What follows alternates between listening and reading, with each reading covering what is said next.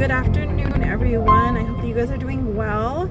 It is Saturday afternoon, about 2 o'clock over here, and it is 82 degrees.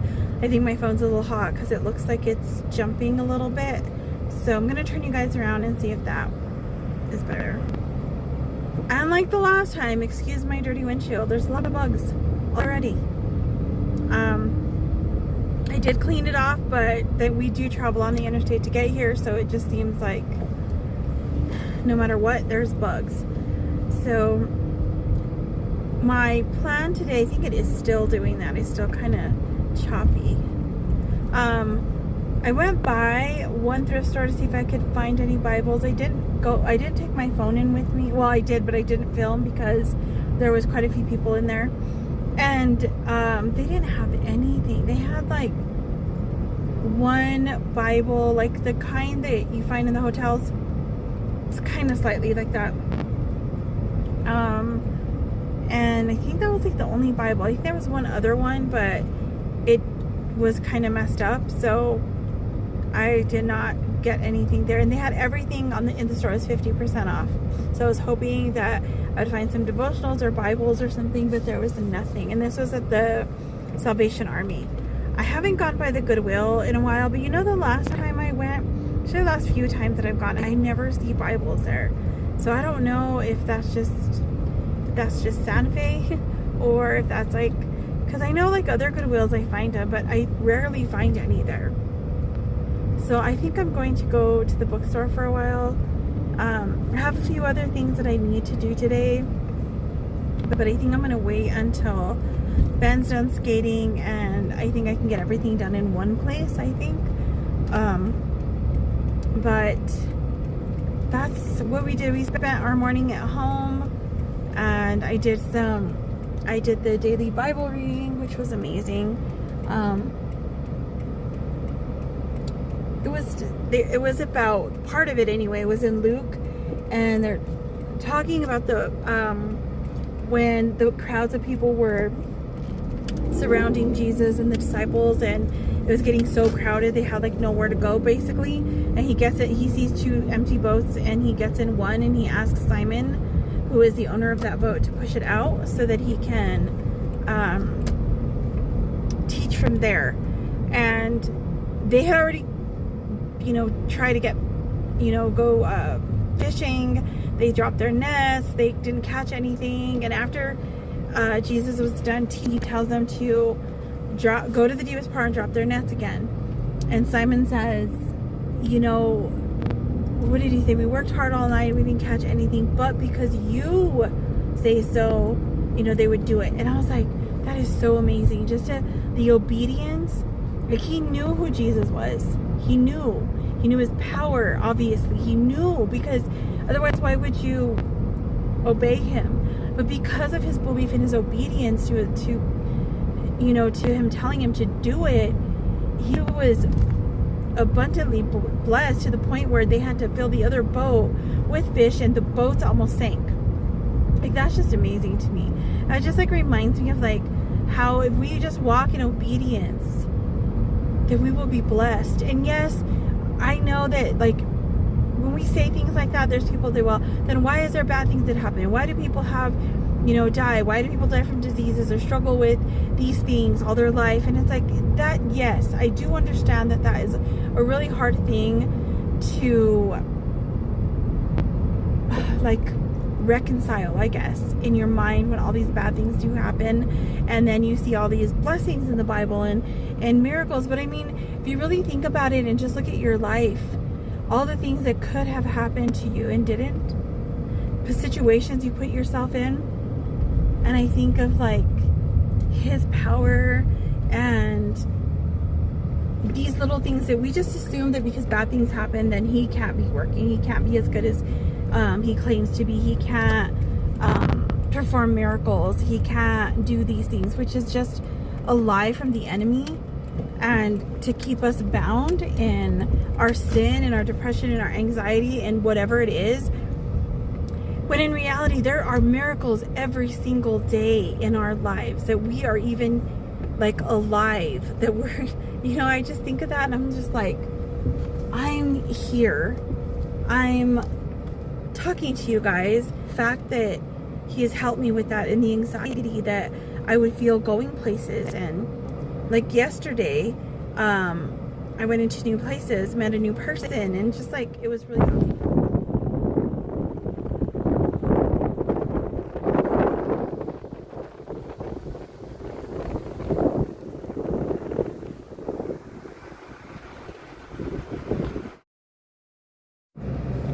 Hey everyone, and welcome back to the channel. I hope you guys are doing well and enjoying your Thursday afternoon. It's about 12:40 p.m. here, 77 degrees. It's breezy, so it's not too hot, but it's getting windy, and I had decided I'd curl my hair today and wear a dress, and the wind decided to start on me. So yeah, that's what's going on today. But I came into Santa Fe, partially so Ben could skate, of course, and me to go to the bookstore, but also to pick up the muscle relaxers that were prescribed to me at the ER the other day. They prescribed, I'm not even sure, Flexeril or something like that. The day that I was there, I checked in at 11:42 and didn't get out till after 5 p.m.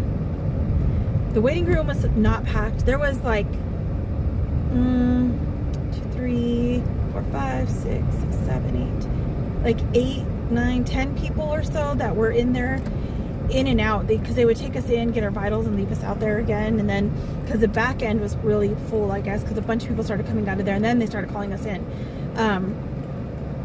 So yeah, it's kind of crazy, but I'm glad I went, because my neck was hurting me, and that's very concerning.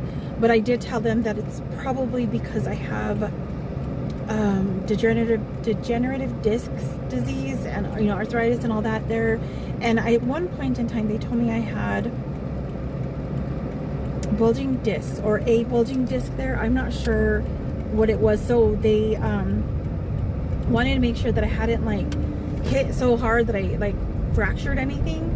I didn't pass out or anything that day, but it made me see stars. I hit just right up here on the side, and I got like nauseated and dizzy. And of course I just went straight to my appointment for acupuncture, and I felt better there, I think, because I relaxed. And then he did some of the acupuncture or pressure points for like migraines and things like that, and for other like pain related stuff. So I think that helped me. And yeah, I don't know.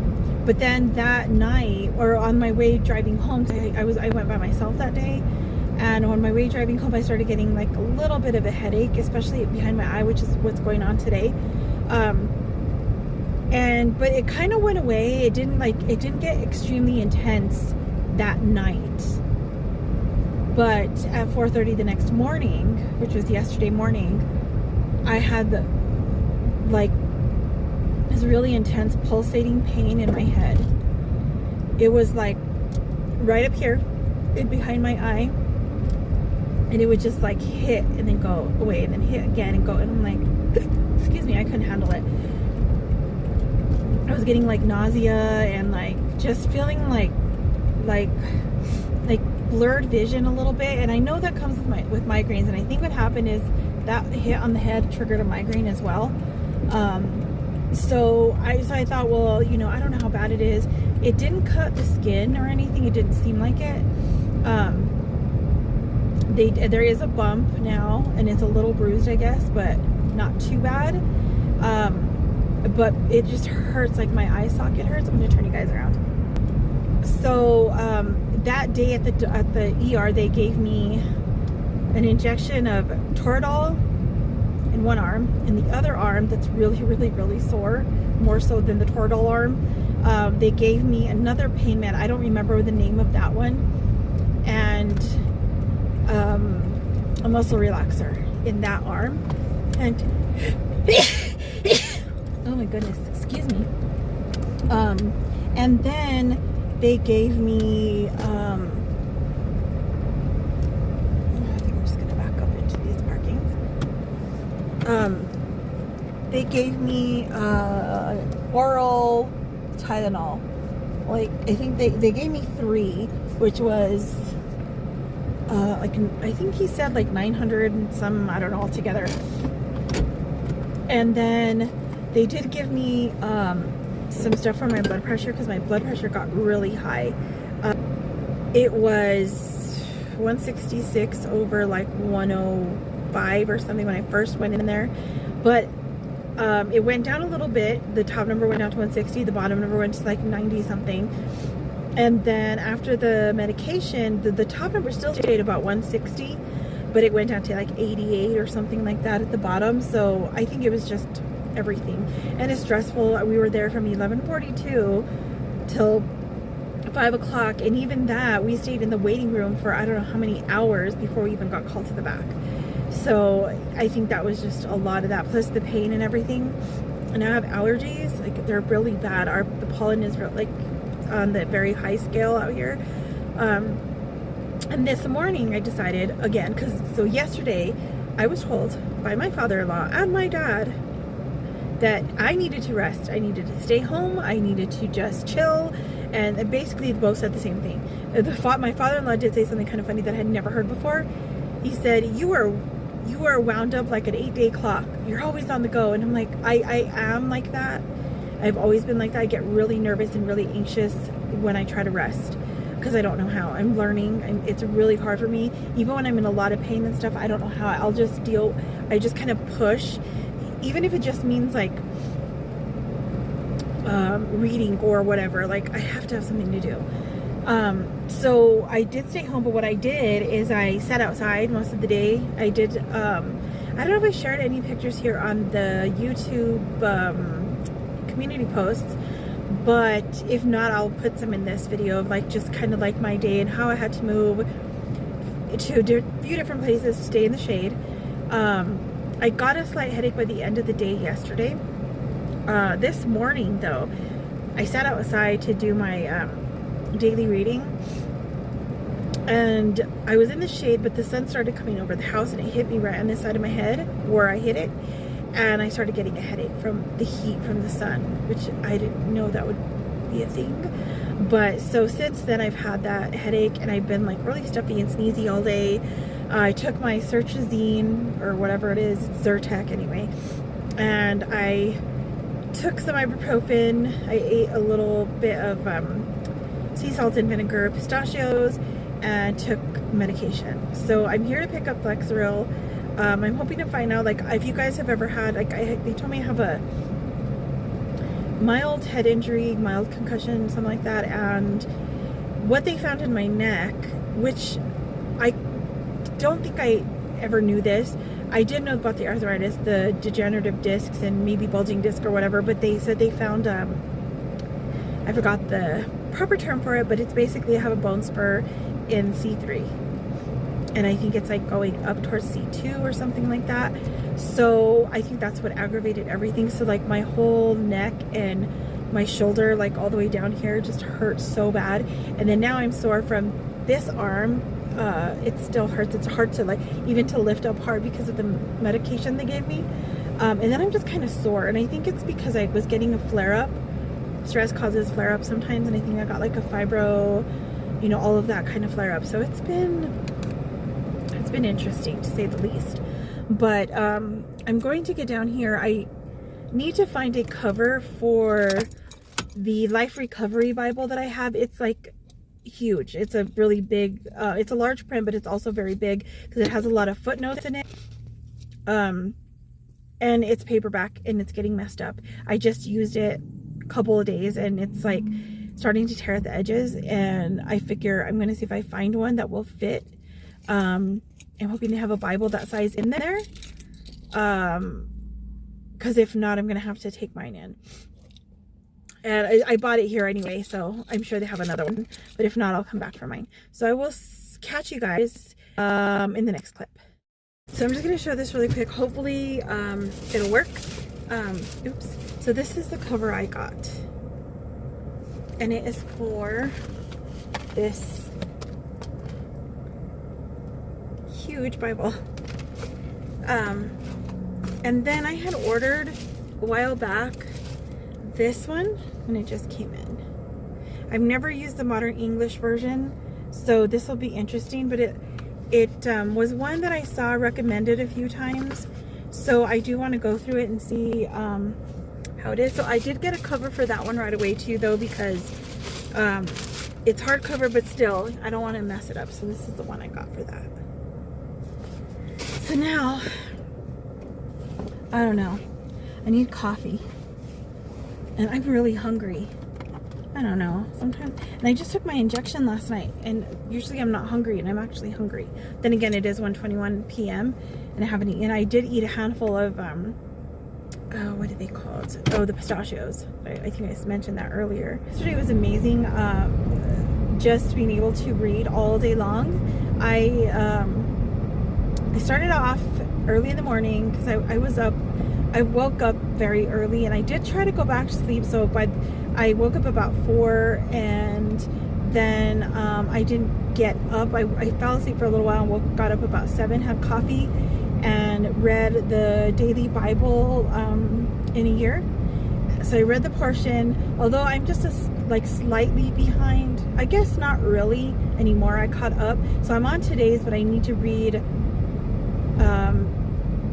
part of it. I think the Psalms and that. So I did bring that one with me though, so I'll do that when I get home today. And then I read and worked on my prayer Bible. And this was while I was sitting outside. And then I also read out of the Life Recovery Bible. Now, the Bible is kind of geared toward I guess kind of like for AA and things like that. And so it does have like the steps and stuff inside different pages. You'll see on the side it'll have step whatever, and then what it was, and then scripture, and kind of link it into that. It also has footnotes at the bottom where they'll take, like I was reading Titus, so they would take like chapter 1 and verses 1 through 5 or something, and then they would kind of summarize what was going on, but also how to apply it to your life and your recovery from whatever addictions that you have. I really like this Bible. I got a lot out of it, because I know, like, most of the time, at least if you're like me, I always thought that this type of stuff was more for people who actually had substance addictions, whether it be alcohol or drugs, or I know that they do have like one for gambling, and I don't know what other ones they have, but I know they have a lot of different programs now. But back then when I heard about it, I just thought it was just for stuff like that. Now I do know that they have programs now for, like, I think even like people with eating disorders, like Overeaters Anonymous, I think it's called. They have, I don't even know, I just know that there's like a bunch, like different ones, right? And then I thought about it, and I thought, well, this might help me in my recovery from wanting to control everything, wanting to control situations. All of this is sinful nature. So like anything that we become addicted to becomes an idol, becomes part of what keeps us away from the Lord. And so I thought, I can use this for some of my own issues that I have, so-called addictions to, wanting to control things, wanting to fix things, wanting to be a people pleaser. All of that kind of stuff is an addiction. It becomes an idol if we're not careful. And other people can become an idol when we're being people pleasers. And even the fact of trying to fix things takes the place of the Lord doing it. So you become, like, your ability, or maybe not even so that you don't really have the ability, but you think you do, becomes an idol and becomes an addiction. You're addicted to fixing things. And the interesting thing, this whole knock on the head that happened, this is how it happened. And my sister said something very interesting to me when we were talking about it. And that's what got me thinking about this addiction to control, addiction to fixing things and stuff. Well, I had counseling that morning in my hometown. So I drove myself, I went alone, I went and did that. Me and my dad had lunch together, and then I had to pick up some Girl Scout cookies from a friend of mine, the gluten-free kind, so because it was like the last weekend or whatever, and I wanted to share with my sister. So I did that, and I had some time after I picked it up. We had a really great conversation, by the way, with her. I mean, it was a really great conversation. I hadn't seen her in a very long time. So where she works is not too far from the plaza. On the bridge, right before you cross over the river, there's a little free book library, right? And they're just little wooden libraries. Well, I wasn't gonna stop. I thought, oh, maybe they'll have something cool in there. Maybe I'll find a Bible or maybe whatever. But I looked and it looked packed and full and it looked like a mess. And I was like, I could fix that. Let me just get down. I have time. I'll just go fix it and organize it. I opened it and some books fell out, but I caught them. Okay, those ones. And I thought, no, I should just put these back in and just go. But I knew I had 20 minutes, and the place where I had my appointment was not even a 2-minute drive from there. So I decided I'll just organize everything. So I thought, well, I can hold them. There was nothing to put them down on in front of me, so I was kind of holding it with one arm, and so as I was doing that, 2 more books fell, and these ones fell behind the little, like, it's kind of like a rubbery looking fence that they had there, and I think that was put there when they decorated during Christmas, because they did have that whole little section decorated with lights and things. So I think that's why it was there. So they fell behind it, so I couldn't just reach from the front. So I had to walk around to the back, and I picked up one book, got up fine. Picked up the next book and whacked my head so hard at the corner of that little wooden library that it made me, like I said earlier, made me feel sick, dizzy, the whole thing, right? And left me, like, I had a little dent in my head, and then it turned into a bump. And so when me and my sister were talking about that last night, because she asked me, well, how did it happen? Like, what did you do? So I told her about it, and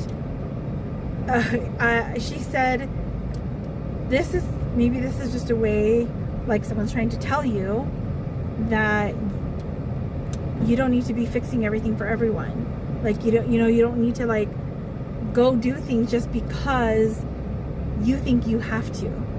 And it was interesting, and maybe that's part of this whole thing for me, was maybe I needed to hear that. Maybe I needed to be reminded that not everything is mine to fix. And yeah, it might have just been some books in a little free library, and I was just organizing and all of that, but it does, like, it does take discipline. It takes, like, that humility to say, no, I can't do this. It was a reminder of that. Even though it was just the books, it was just the library, it was a knock on the head, and it really, like, I'm feeling a little bit nauseous now, but I think it's because I have not eaten much, and I did take ibuprofen, so the pain is kind of lessened. So I'm gonna run into Ross, see if I can find what I'm looking for my friend, and then I think I will head to the bookstore and maybe get a bagel or something there, or I might go to Dutch Bros and get something. I don't know, we'll see what happens, but that'll be another video all on its own. So I will see you guys in the next one. God bless you. Bye.